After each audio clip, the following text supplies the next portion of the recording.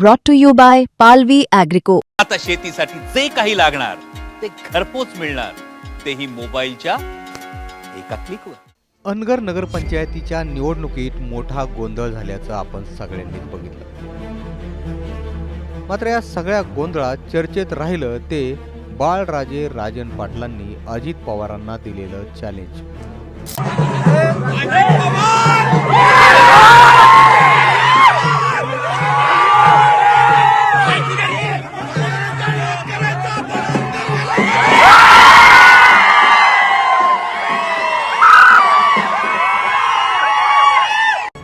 या चॅलेंज नंतर राजन पाटील आणि बाळराजे पाटील दोघांनीही माफी मागितली।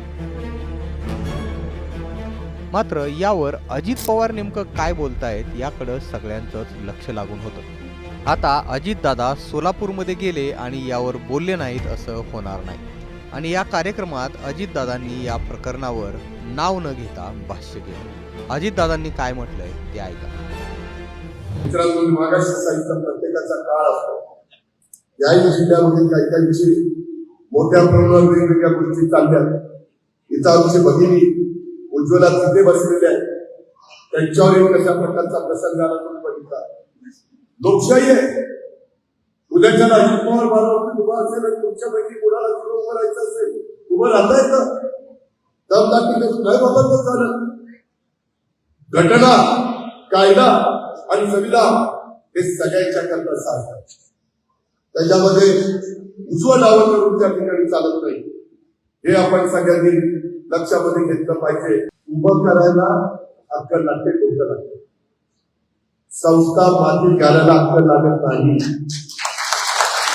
संस्थेचं घर बांधून करण्याच्या करता अक्कल लागत नाही। आणि त्या गोष्टी काही भागामध्ये होत आहेत, ज्याचा कुठंतरी आपण सगळ्यांनी नोंद घेतली पाहिजे। आज समाजामध्ये काही माणसं अक्षरशः विकृती असल्यासारखं वागतात, हेही आपण ओळखलं पाहिजे। दमदाटी घेऊन, कायदा हातात घेऊन कुठलाही कुणाचंही भलं झालं नाही आजपर्यंत। बघा, प्रत्येकाची उदाहरण घ्या, कधी ना कधी तो फुगा फुटलाय आणि नंतर त्यांची वाट लागलेली आहे। ते फार काळ टिकत नसतं, लोक शांतपणे बघत असतात। योग्य वेळ आली, योग्य संधी आली की योग्य ठिकाणी बटन दाबण्याचं काम लोक करतात आणि मस्ती असणाऱ्या लोकांना अशा पद्धतीने खड्यासारखं बाजूला टाकतात। म्हणून माझी आपल्याला सगळ्यांना विनंती, का सध्या ग्लोबल वॉर्मिंगचं संकट आहे अतिशय मोठ्या प्रमाणावर।